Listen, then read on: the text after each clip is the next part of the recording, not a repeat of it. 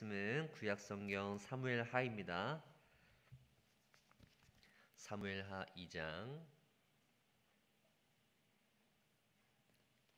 12절부터 32절 말씀 교독하겠습니다. 구약성경 사무엘하 2장 12절부터 32절 말씀 교독하겠습니다. 제가 먼저 12절 읽겠습니다. 넬의 아들 아브넬과 사울의 아들 이스보셋의 신복들은 마하나임에서 나와 기브온에 이르고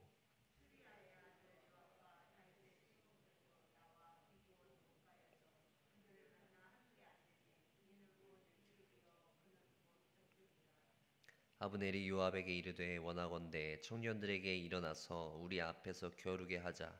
요압이 이르되 일어나게 하자 하매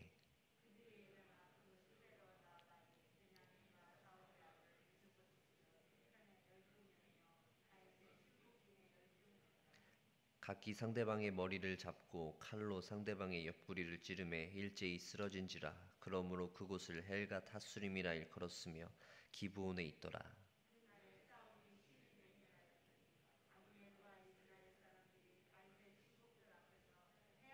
그곳에 스루야의 세 아들 요압과 아비새와 아사엘이 있었는데 아사엘의 발은 들노루같이 빠르더라.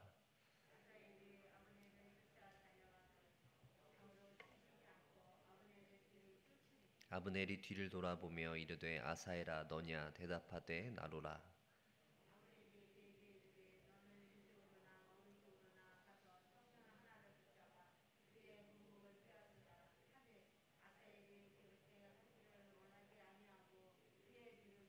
아브넬이 다시 아사엘에게 이르되 너는 나 쫓기를 그치라. 내가 너를 쳐서 땅에 엎드려지게 할 까닭이 무엇이냐. 그렇게 하면 내가 어떻게 내 형 요압을 대면하겠느냐 하되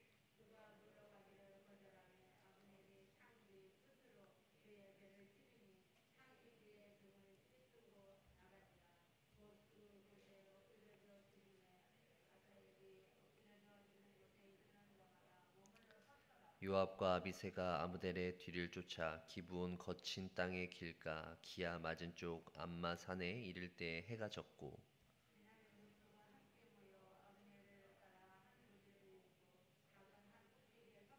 아브넬이 요압에게 외쳐 이르되 칼이 영원히 사람을 상하겠느냐. 마침내 참혹한 일이 생길 줄을 알지 못하느냐. 내가 언제 무리에게 그의 형제 쫓기를 그치라 명령하겠느냐.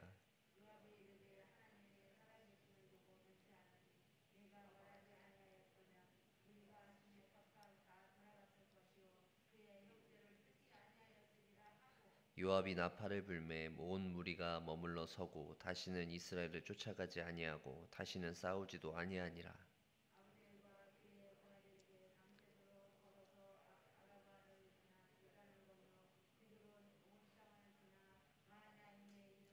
요압이 아브넬 쫓기를 그치고 돌아와 무리를 다 모으니 다윗의 신복 중에 19명과 아사엘이 없어졌으나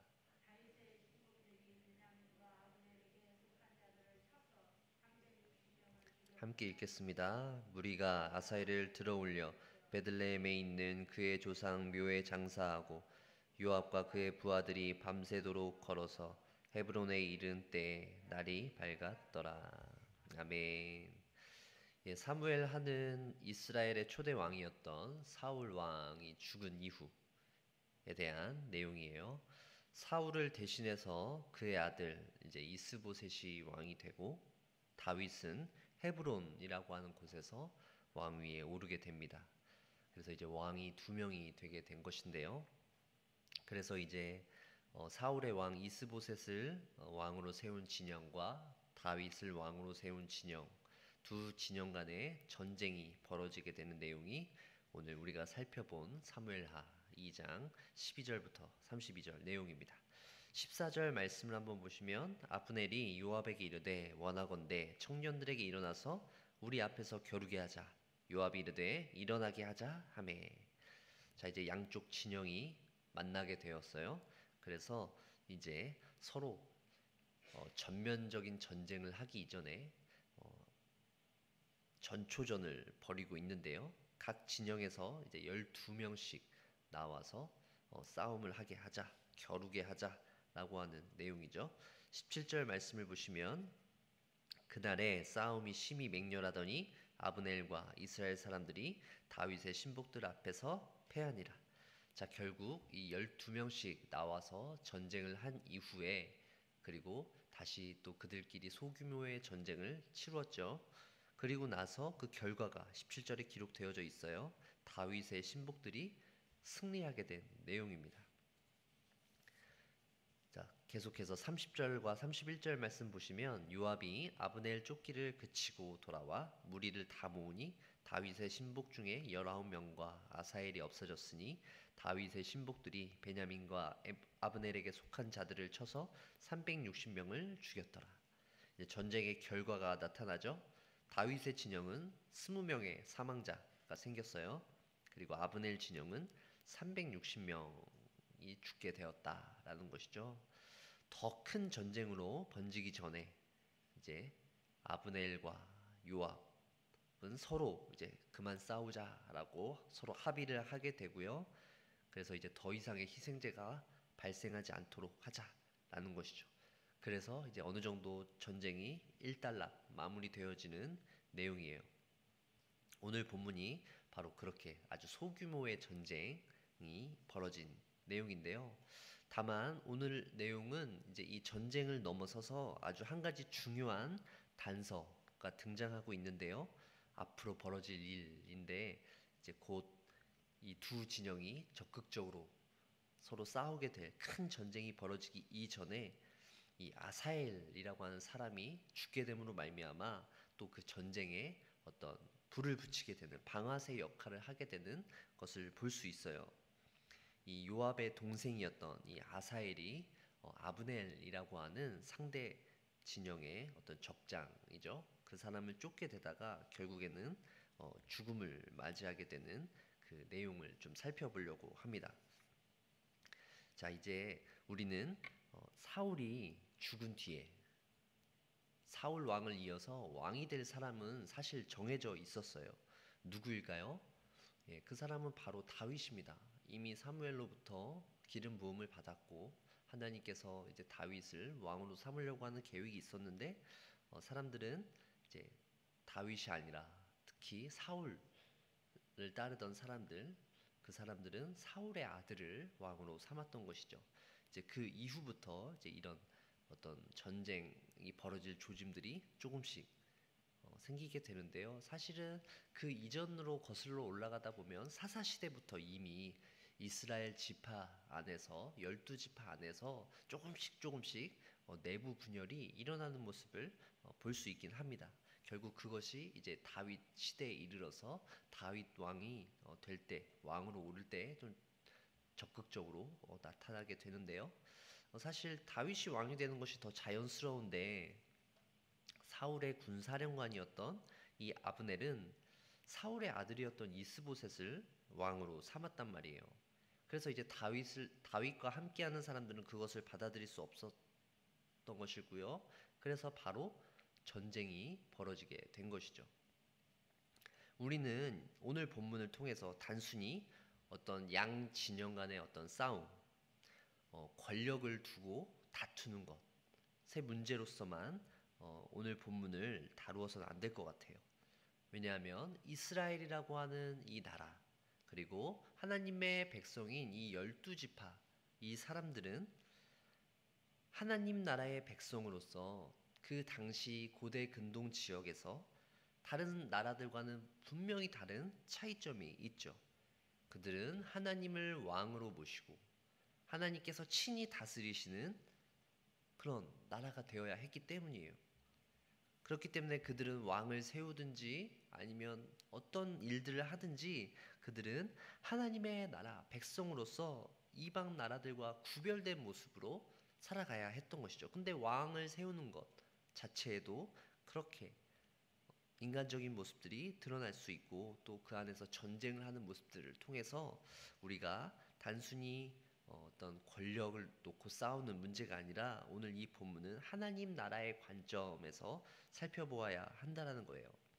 초대 왕 사울 이후에 이제 왕이 죽은 이후에 불안한 상황 속에서 어떻게 하나님께서 이 이스라엘 백성들을 인도해 나가고 계시고 그리고 다윗을 왕으로 세우는 과정 그리고 그를 따르는 사람들, 그리고 그들을 대적하는 사람들, 이러한 여러 가지 역학적인 관계들 속에서 하나님께서 그 하나님 나라의 큰 그림을 어떻게 이루어 가시는지를 우리는 볼 수 있어야 돼요. 단순히 그냥 그들 간의 어떤 싸움, 권력 다툼만을 우리가 주목해야 될 것이 아니라는 것이죠. 자, 결국 우리는 오늘 이 아사엘이라고 하는 이 한 사람의 죽음을 통해서 앞으로 벌어질 이 이스라엘 백성들 간의 어떤 내전, 동족들끼리 이런 싸우는 이런 모습들을 통해서 이제 서로 큰 상처를 입게 될지도 모르는 아주 긴장된 상황을 보게 됩니다. 이스라엘 백성들은 서로 싸워야 할 사람들이 아니라 하나님 나라의 영광을 세계 열방에 드러내야 될 사람들이에요.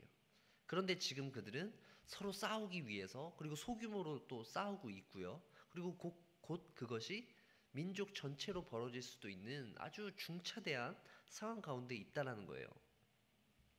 그 상황 가운데에서 이제 이 아사엘이라고 하는 한 사람의 행동을 좀 주목해 보려고 하는데요. 그는 이제 수루야의 아들이었어요. 수루야는 다윗의 이복 누이지요. 그리고 요압과 아비새, 아사엘까지 3형제였다라는 거예요. 자, 그 중에서 막내였던 이 아사엘은 이제 아브넬을 사로잡기 위해서 빠른 발을 이용해서 나아갔어요. 18절 말씀 보시면 그곳에 스루야의 아들 세 아들 요압과 아비새와 아사엘이 있었는데 아사엘의 발은 들노루같이 빠르더라. 아브넬이 이제 쫓아오는 아사엘을 향해서 이제 나를 쫓아오지 말라라고 이야기를 하죠. 그럼에도 아사엘은 어떻게 하나요? 포기하지 않고 아브넬을 쫓아갑니다. 적장에 목을 베면 큰 공을 세울 수 있었기에 아무래도 아사엘은 아브넬을 잡기 위해서 그렇게 쫓아갔던 것 같아요. 자신의 어떤 상황이나 형편을 생각하지 않고 무리하게 뒤쫓고 있는 것이죠. 아사엘은 아브넬을 잡을 수 있는 힘과 능력도 가지지 못했어요. 그래서 더 욕심이 났을지 모르겠지만 어쨌든 중요한 것은 아사엘이 결국 목숨을 잃게 되죠. 사랑하는 성도 여러분, 이렇게 우리에게 아사엘처럼 너무 이렇게 무모해 보이는 행동들, 굳이 그렇게 안 따라가도 될 것 같은데 그냥 적당히 따라가다가 상대방이 그냥 야 따라오지 마라 라고 얘기했을 때 그냥 그래 그럼 다음 기회를 뭐 노리지 하고 돌아왔으면 좋았을 건데 끝까지 이렇게 무모하게 행동하는 아사엘의 모습을 통해서 여러분들은 어떤 생각이 드시는지 한번 생각해 보세요. 마치 무모하고 이렇게 어리석은 아사엘의 모습, 약간 어리숙하고 어린 사람이기 때문에 그럴 수 있겠지 라고 생각할 수도 있는데요. 어차피 우리 성도들 역시도 이 세상을 살아가면서 때로는 이렇게 너무 좀 무모할 정도로 너무나 의욕이 넘쳐서 자신의 형편과 처지를 생각하지 못하고 너무나 무모하게 살아갈 때가 있지 않은지는 돌아봐야 할 것 같아요.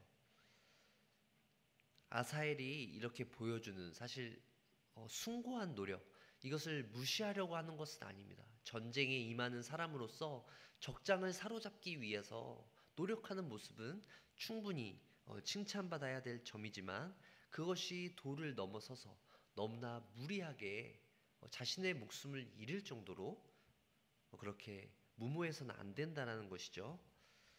우리의 열정, 우리의 어떤 신념, 우리가 하고 있는 여러 가지 행동들은 하나님 나라의 관점과 기준에 의해서 판단되어야 해요. 잘했느냐, 잘못했느냐 평가받는 것은 우리의 기준이 아니라 또 세상에서 판단하는 어떤 기준이 아니라 하나님 나라의 기준에 의해서 정해져야 한다는 것이죠. 아사엘의 모습도 그렇고요. 우리의 모습도 마찬가지입니다. 사랑하는 성도 여러분, 아사엘이 이렇게 무모하고 또 넘치게 의욕을 부리는 이 모습을 통하여서 결국 그의 형이었던 요압이 복수를 하게 되고요. 그로 인해서 동족들이 서로 죽이게 되는 엄청난 비극이 벌어지게 된다는 것이에요. 같은 민족끼리, 형제끼리 싸우고 서로를 죽이고 있는 이렇게 어리석고 무자비한 일이 벌어지는 일에 아주 결정적인 계기를 제공하게 되고 말아요. 아무리 선한 의도일지라도 때로는 작은 우리의 행동이 공동체에 걷잡을 수 없이 커다란 피해로 되돌아올 수도 있다라는 것이죠. 다시 한번 말씀드리지만 결국 우리는 오늘 이 아사엘이라고 하는 이 한 인물의 행동을 통해서 우리의 넘치는 의욕과 어떤 무모할 정도로 무리하고 있는 그런 모습들을 통해서 그것이 자신을 넘어서서 자신의 목숨뿐만 아니라 공동체 전체에 커다란 피해나 손해를 끼칠 수 있다는 점을 우리는 살펴볼 수 있습니다. 그렇기에 우리의 언행과 삶 속에서 좀 더 신중하게 하나님 나라의 관점에서 한 번 더 고민해보고 또 우리의 주위 사람들과 치열하게 고민하며 또 다양하게 의견을 나누면서 주의 이 몸된 교회를 세우는 일에 헌신하시는 사랑하는 정윤의 모든 가족 여러분들 되시기를 주의 이름으로 간절히 축원합니다. 여러분의 마음과 생각을 주관하시는 하나님께서 부어주실 그 은혜와 평강이 오늘 하루 저와 여러분의 삶 가운데 가득 넘치길 축원합니다. 기도하겠습니다.